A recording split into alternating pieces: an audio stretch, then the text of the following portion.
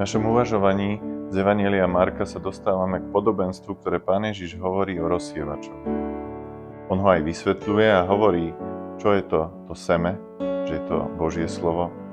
A pripodobňuje tie rôzne druhy pôdy, kam semeno dopadá k ľudským srdciam a ako to ľudské srdce prijíma a reaguje na Božie slovo. Aby človek mohol mať úžitok z toho, čo Pán Boh hovorí, z jeho slova, je potrebné, aby ho prijal. Aby to semienko siate, to Božie slovo, prinieslo nový život. Aby vzklíčilo, aby zakorenilo a tak prinesie úžitok. Počúvajme tú odpoveď, čo máme robiť, aby sme mali úžitok z toho, čo Boh hovorí.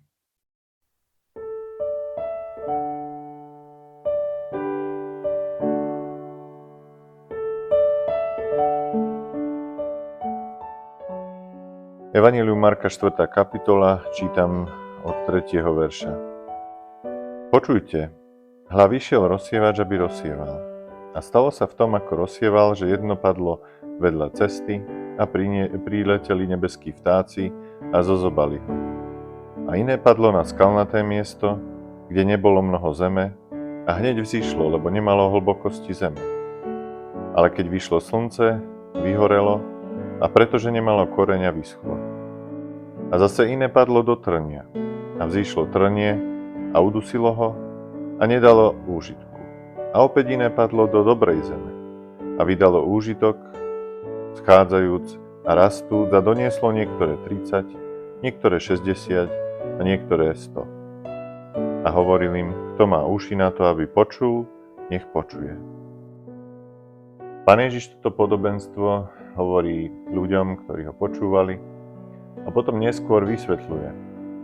A tak by sme si prešli v tejto prvej časti najprv tie dva druhy pôdy a v druhom videu nasledujúcom by sme pokračovali tými ďalšími dvomi.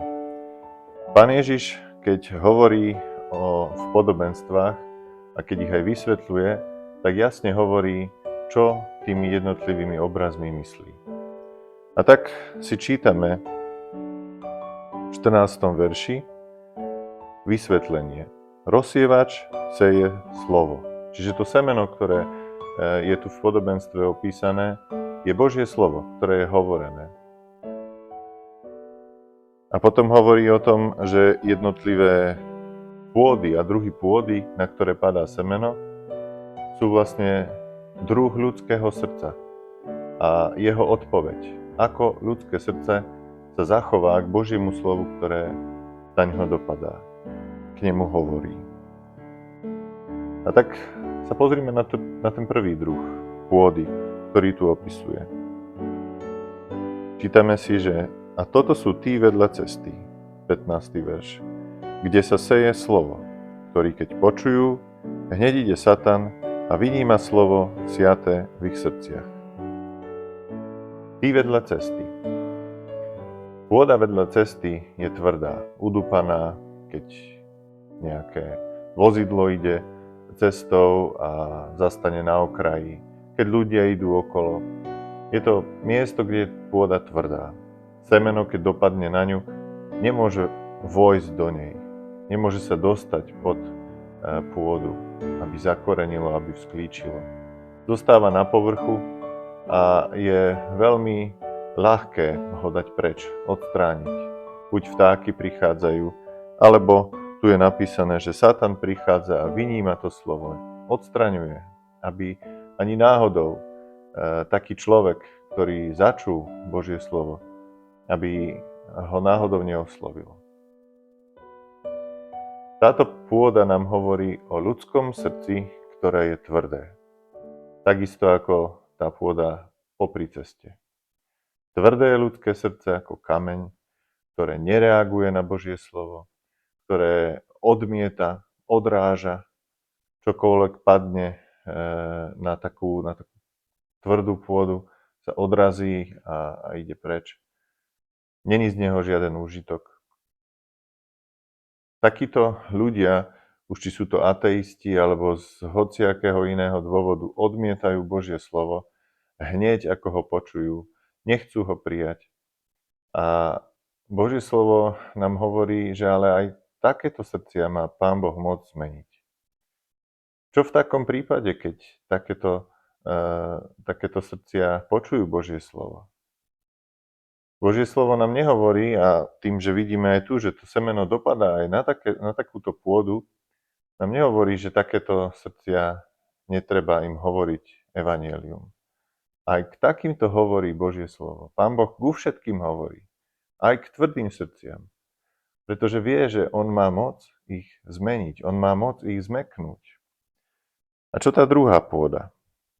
Čítame ďalej. A podobne sú tí, ktorí sa sejú na skalnatých miestach, ktorí keď počujú slovo, hneď ho s radosťou berú, lež nemajú v sebe koreňa, ale sú dočasní. A potom, keď nastane súženie alebo prenasledovanie pre slovo, hneď sa horšia. Tu je tiež určitá tvrdosť.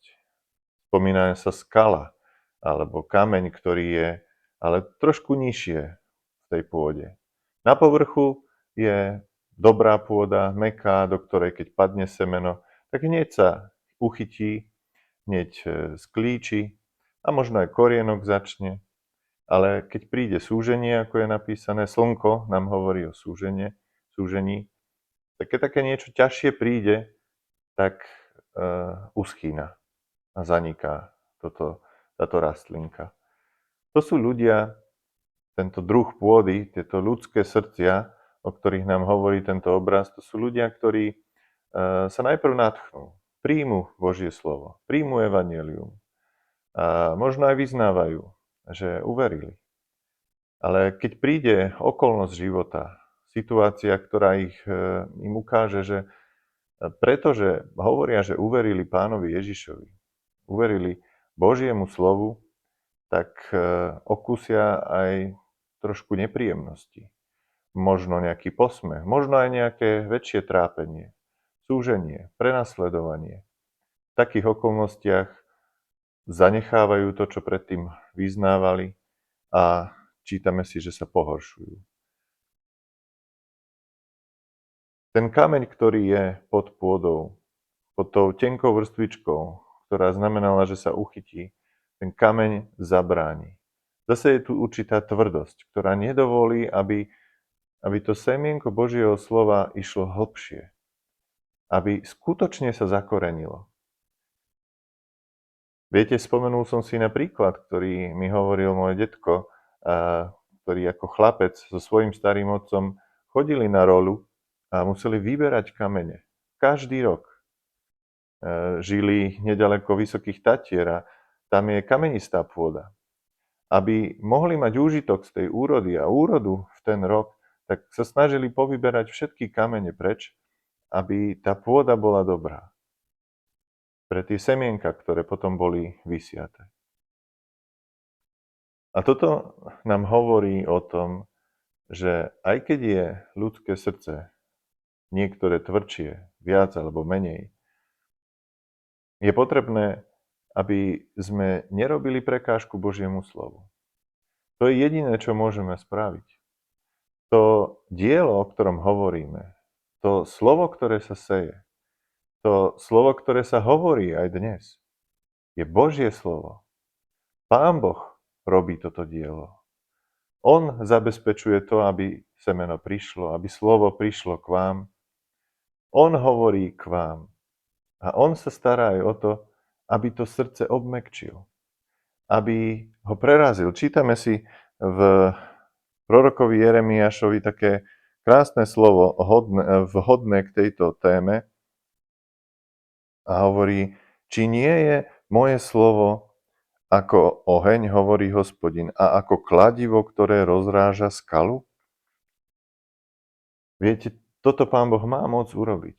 Môže rozraziť skalu, môže zmeniť to tvrdé srdce na to, ktoré už nebude sa zavádzať, nebude sa vspierať, ale dovolí, aby preniklo cez neho a vzklíčilo a zakorenilo sa semienko Božieho slova. Toto chce Pán Boh urobiť. Chce aj vo vašom srdci, aby to slovo Evanjelia, slovo o Pánovi Ježišovi Kristovi, ktorý zomrel za vaše hriechy a vstal z mŕtvych pre vaše ospravedlnenie pred Bohom, Boh chce, aby toto slovo našlo koreň, našlo dobrú pôdu vo vašom srdci. Keď hovoríme o týchto druhoch pôdy, možno, že ste sa našli v nich.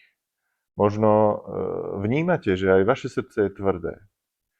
A si možno hovoríte, no tak je tvrdé, tak nemám čo iné spraviť. Už raz som taký. A nemôžem prijať evanjelium. Odmietam ho a hotovo. Ale Pán Boh hovorí aj dnes svoje slovo vám, aby vás obmekčil, aby zmenil vaše srdce, aby vás priviedol k evanjeliu a k spaseniu. My sme tu iba na to, aby sme nezavadzali Božiemu dielu. Aby on mohol v našich srdciach vypôsobiť to sklíčenie. Keď si čítame o tom, že pri tej druhu pôdy, že slovo nemá koreň, nemá kam sa rozšíriť, pretože je tam kameň, je tam tvrdé. Viete, ten korienok, keď rastie, tak on rastie pomaly, ide hlbšie a hlbšie a hlbšie. A presne k tomu nás vyzýva Božie slovo, aby sme, keď počujeme Božiu pravdu, možno jednoduchú, Kristus zomrel za vaše hriechy. Čo s ňou? Môžeme ju odohnať preč, môžeme ju odbiť jedným uchom dnu, druhým von. To je presne tá tvrdá pôda nášho srdca, ktorá nepríjma Božie slovo. Ale skúsme nad ním porozmýšľať. Skúsme sa pýtať otázky. Čo tým vlastne Pán Boh hovorí, keď hovorí, že Kristus zomrel za moje hriechy? Za aké hriechy? Za ktoré hriechy? Kto je Kristus? Hľadajme odpovede v Božom slove. Viete, a toto je to, čo znamená rast korienku. Ide hlbšie a hlbšie. A presviedča sa sám, že Božie slovo a Pán Boh, čo hovorí, je pravda. Nechajte aj vy prehovoriť Božie slovo svojmu srdcu. Ono má moc zmeniť aj vaše srdce, aby mohlo sklíčiť to semienko Božieho slova. Nie nadarmo Pán Ježiš hovorí, kto má uši na to, aby počul, nech počuje. Počujete Božie slovo? Počujete ho navzaj? Premýšľajte nad ním.